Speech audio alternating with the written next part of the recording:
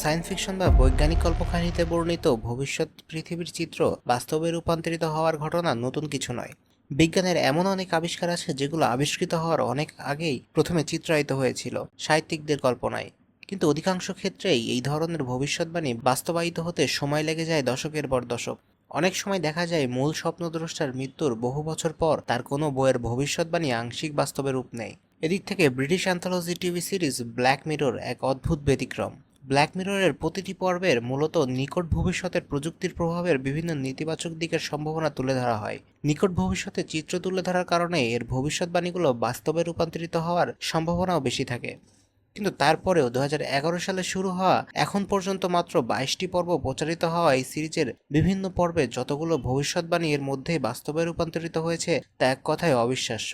Black মিররের বিভিন্ন পর্বে দেখানো অনেকগুলো ক্ষুদ্র ক্ষুদ্র প্রযুক্তি ইতিমধ্যে বাস্তবায়িত হয়ে গেছে, যেমন পিৎজা হাটের অটোমেটিক পিৎজা ডেলিভারি ট্র্যাক, আইফোনের অ্যানোমজি ফিচার, অক্সফোর্ড বিশ্ববিদ্যালয়ের রোবোটিক মৌমাছি। এদের প্রতিটি হয়েছে ব্ল্যাক মিররে প্রদর্শিত হওয়ার পরে।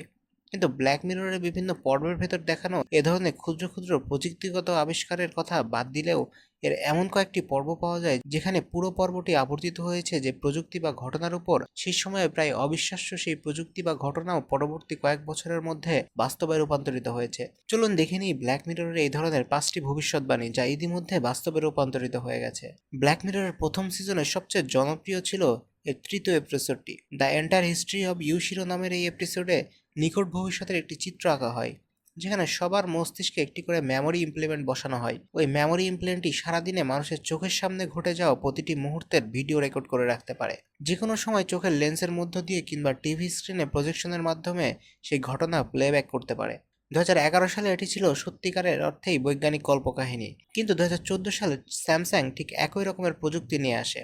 প্যাটেন্টের বিবরণ অনুযায়ী তারা এমন এক ধরনের স্মার্ট লেন্স নির্মাণ করবে যার মাধ্যমে ব্যবহারকারী চোখের ইশারায় তার সামনের দৃশ্যর ছবি তুলতে পারবে। এই ছবি তাৎক্ষণিকভাবে ব্যবহারকারীর মোবাইল ফোনে গিয়ে জমা হবে এবং সেখান থেকে কেউ সরাসরি ব্যবহারকারীর চোখের সামনে থাকা দৃশ্য উপভোগ করতে পারবে। শুরুটা স্যামসাং করলেও 2017 সালে সনিও একটি স্মার্ট কন্ট্যাক্ট লেন্সের প্যাটেন্টের জন্য আবেদন করে।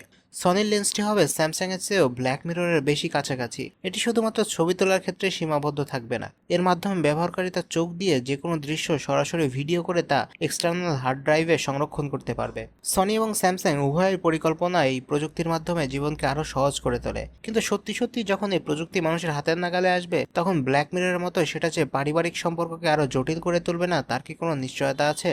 ব্ল্যাক মিররের দ্বিতীয় সিজনের প্রথম এপিসোডটির নাম ছিল বি রাইট ব্যাক। এ পর্বে দেখানো হয় মার্থা নামের এক তরুণী তার ছেলে বন্ধু অ্যাশের মৃত্যুর পর এক নতুন প্রযুক্তির শরণাপন্ন হয়। কৃত্রিম বুদ্ধিমত্তা ব্যবহার করে ওই প্রযুক্তির মাধ্যমে যে কোনো ব্যক্তির মৃত্যুর পরেও তার সোশ্যাল মিডিয়ার পোস্ট, পুরাতন ছবি এবং ভিডিও ব্যবহার করে হুবহু তার মতো একটি ভার্চুয়াল চরিত্র সৃষ্টি করা যায় যে ঠিক তার গলার স্বরে এবং তার স্টাইল অনুযায়ী কথা বলে। সেই সময় অবিশ্বাস্য মনে হলেও এটি এখন মোটেও আর সায়েন্স ফিকশনের মধ্যে সীমাবদ্ধ নেই। পর্বটি প্রচারের মাত্র 1 বছর পরেই এক পর্তুগিজ ডেভেলপার হেনরিক হোর্গে ইটারনাইন নামে একটি সোশ্যাল মিডিয়া চালু করে। এই সাইটে অ্যাকাউন্ট চালু করে নিয়মিত পোস্ট দিতে থাকলে সাইটটি কৃত্রিম বুদ্ধিমত্তার মাধ্যমে ব্যবহারকারীর পোস্টগুলো বিশ্লেষণ করে তার চরিত্র সম্পর্কে ধারণা অর্জন করে এবং পরবর্তীতে ব্যবহারকারীর মৃত্যু ঘটলেও তার পরিবর্তে তার মতো করেই বিভিন্ন পোস্ট দিতে থাকে। তবে ইটারনাইনের চেয়েও ব্ল্যাক মিররের সাথে বেশি মিল আছে আরেকটি অ্যাপের। এর নাম রেপ্লিকা। বি রাইট ব্যাক পর্ব থেকে অনুপ্রাণিত হয়ে বন্ধু রোমানের মৃত্যুর পর তার সাথে চ্যাট করার উদ্দেশ্যে অ্যাপটি তৈরি করেছিলেন ইউজিন কুইদা। বর্তমানে যে কেউ অ্যাপটি ব্যবহার করে একটি চ্যাটবটের সাথে কিছুক্ষণ আলাপ করলেই বটটি তার কথাবার্তার ধরন আয়ত্ত করে ফেলতে পারে এবং সেই অনুযায়ী তার সাথে কথাবার্তা চালিয়ে যায়। শুধু তাই নয়, প্রয়োজনে এটি ব্যবহারকারীকে ভয়েস কলও করতে পারে। ব্ল্যাক মিররের বি রাইট ব্যাক পর্বটি অবশ্য চ্যাট এবং ভয়েস কলের মধ্যেই সীমাবদ্ধ ছিল না। সেখানে প্রযুক্তি এত বেশি উন্নতি লাভ করেছিল যে অ্যাশের মৃত্যুর পর হুবহু তার মতো দেখতে একটি কৃত্রিম শরীরের সাথে অ্যাপটির সমন্বয় সাধন করা হয়। এই অংশটুকু অবশ্য এখনও ফিকশনেই রয়ে গেছে, কিন্তু হুমাই নামের একটি প্রতিষ্ঠান ঘোষণা দিয়েছে তারা আগামী 30 বছরের মধ্যে ঠিক এভাবে মৃত মানুষকে পুনরুত্থানের লক্ষ্যে কাজ করে যাচ্ছে। 2016 সালে নেটফ্লিক্সের হাতে যাওয়ার পর ব্ল্যাক মিররের তৃতীয় সিজনের প্রথম এপিসোডটির শিরোনাম ছিল নোজ ডাইভ। এই পর্বে এমন এক সমাজ ব্যবস্থার চিত্র তুলে ধরা হয় যেখানে প্রতিটি ব্যক্তি অন্য কারোর সাথে মিথস্ক্রিয়ার পর মোবাইল ফোনের একটি অ্যাপের মাধ্যমে তাকে 5-এর মধ্যে যত খুশি রেটিং দিতে পারবে। যার আচার আচরণ ব্যবহার যত ভালো কিংবা যে সোশ্যাল মিডিয়া এবং বাস্তব জগতে যত বেশি মানুষের মন জয় করতে পারে তার রেটিং তত বাড়বে। এই রেটিং দিয়েই তার আর্থসামাজিক মর্যাদা নির্ধারিত হয়। যার রেটিং যত বেশি সে তত সুযোগ সুবিধা পায়, আর যার রেটিং কম তাকে খারাপ মানুষ হিসেবে বিবেচনা করা হয়।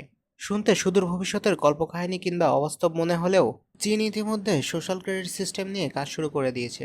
তারা 2020 সালের মধ্যে তাদের প্রতিটি নাগরিককে এই সিস্টেমের আওতায় নিয়ে আসার লক্ষ্যে একাধিক সিটি কাউন্সিল এবং টেক কোম্পানির সাথে কাজ করে যাচ্ছে। এই সিস্টেমের আওতায় প্রতিটি নাগরিককে তার আচার আচরণের উপর ভিত্তি করে রেটিং প্রদান করা হবে। যেমন ট্রাফিক আইন ভঙ্গ করলে কিংবা নো স্মোকিং এরিয়াতে ধূমপান করলে রেটিং কমে যাবে। আবার বিভিন্ন কল্যাণমূলক কাজ করলে আইন মেনে চললে রেটিং বৃদ্ধি পাবে। এরপর এই রেটিংয়ের উপর ভিত্তি করে তার বাসে বা ট্রেনে ভ্রমণের ভাড়া, ইন্টারনেটের স্পিড, ভালো চাকরি পাওয়ার সুযোগ নির্ধারণ করা হবে। 2013 সালে প্রচারিত হয় ব্ল্যাক মিররের দ্বিতীয় সিজনের তৃতীয় এপিসোড, দ্য ওয়ার্ল্ডো মোমেন্ট। ওয়ার্ল্ডো হচ্ছে মূলত একটি অ্যানিমেটেড কার্টুন চরিত্র। জেমি সল্টার নামে এক ব্যর্থ কমেডিয়ান সোশ্যাল ক্যাপচার প্রযুক্তির মাধ্যমে পর্দার আড়াল থেকে একটি অ্যানিমেটেড ভাল্লুকের চরিত্রে অভিনয় করে জনপ্রিয়তা অর্জন করেন। ওয়ার্ল্ডে অভিনীত নতুন একটি শোর মার্কেটিং স্ট্র্যাটেজি হিসেবে টিভি প্রযোজকদের পরামর্শ জেমি সল্টার অনিচ্ছা সত্ত্বেও ওয়ার্ল্ডো চরিত্রটিকে স্থানীয় নির্বাচনে প্রার্থী হিসেবে দাঁড় করান। তাকে অবাক করে দিয়ে প্রচলিত রাজনীতির প্রতি বিমুখ ভোটারদের কাছ থেকে ওয়ার্ল্ডোর জনপ্রিয়তা দিন দিন বৃদ্ধি পেতে থাকে এবং এক পর্যায়ে নির্বাচনে তার জয়ী হয়ে যাওয়ার সম্ভাবনা তৈরি হয়। শেষ পর্যন্ত ওয়ার্ল্ডও দ্বিতীয় স্থান অধিকার করে। বাস্তবতা যে মাঝে মাঝে কল্পনাকেও হার মানিয়ে বসে সেটা আবারও প্রমাণিত হয় ওয়ার্ল্ডো মোমেন্ট পর্বটি প্রচারিত হওয়ার 3 বছর পর। 2016 সালে মার্কিন রাষ্ট্রপতি নির্বাচনে যখন ডোনাল্ড ট্রাম্প জয়লাভ করেন তখন অনেকেই তার সাথে ওয়ার্ল্ডো মোমেন্টের অস্বাভাবিক মিল খুঁজে পান, কারণ ট্রাম্প নিজেও একসময় রিয়েলিটি টিভি ব্যক্তিত্ব ছিলেন। তার নির্বাচনী প্রচারণাকেও প্রথম দিকে সবাই কৌতুক হিসাবে নিয়েছিল এবং তার কথাবার্তা আচার আচরণের সাথে কার্টুনের চরিত্রের সাদৃশ্যই বেশি। ট্রাম্প নির্বাচিত হওয়ার পর ব্ল্যাক মিররের অফিসিয়াল টুইটার অ্যাকাউন্ট থেকে ব্যঙ্গ করে টুইট করা হয়, এটা কোনো এপিসোড না, এটা মার্কেটিং না, এটা বাস্তবতা।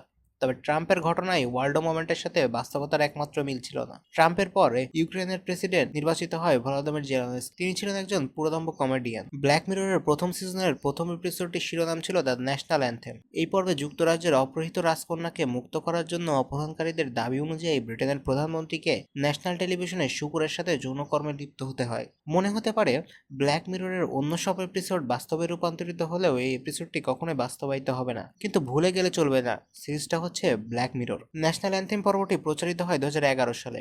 এর প্রায় 3 বছর পর 2014 সালে British tabloid daily mail report করে অক্সফোর্ড বিশ্ববিদ্যালয়ে অধ্যয়নকালে ব্রিটিশ প্রধানমন্ত্রী ডেভিড ক্যামেরন একটি সিক্রেট সোসাইটির সদস্য ছিলেন এবং ওই সোসাইটির একটি অনুষ্ঠানে তিনি নিজের শরীরের একটি স্পর্শকাতর অঙ্গ একটি মৃত শুকুরের মুখের ভেতর প্রবেশ করিয়েছিলেন। ডেইলি মেইল তাদের রিপোর্টটি করেছিল কল মি ডেভ নামে একটি বইয়ের দাবির উপর ভিত্তি করে। এই বইটি ডেভিড ক্যামেরনের একটি অনুমোদিত জীবনী। ওয়াটারগেট কেলেঙ্কারির সাথে মিল রেখে ঘটনাটি পরিচিত হয়েছে পিগমেন্ট নামে। সেই সময় অনেকেই সন্দেহ করেছিল ব্ল্যাক মিরর সিরিজের নির্মাতা চার্লি ব্রুকার হয়তো আগে থেকেই ডেভিড ক্যামেরনের জীবনের একটি অদ্ভুত ঘটনা জানতেন এবং এর উপর ভিত্তি করে তিনি ন্যাশনাল অ্যান্থেম পর্বটি নির্মাণ করেছিলেন। তবে এক টুইট বার্তায় ব্রুকার এই অভিযোগ অস্বীকার করেন। তিনি এ সম্পর্কে কিছুই জানতেন না, বরং এটা তার কাছে আরও বেশ অদ্ভুত মনে হয়েছে।